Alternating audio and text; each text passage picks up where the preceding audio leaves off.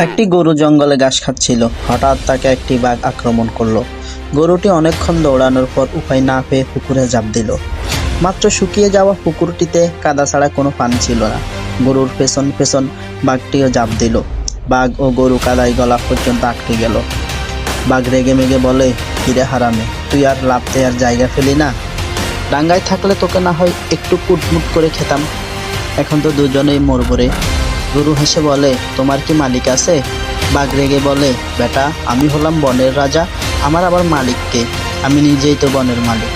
গরু বলে, তুমি এখানেই দুর্বল, একটু পর আমার মালিক আসবে, এসে আমাকে এখান থেকে তুলে নিয়ে যাবে আর তোমাকে তোমাকে পিটিয়ে মারবে।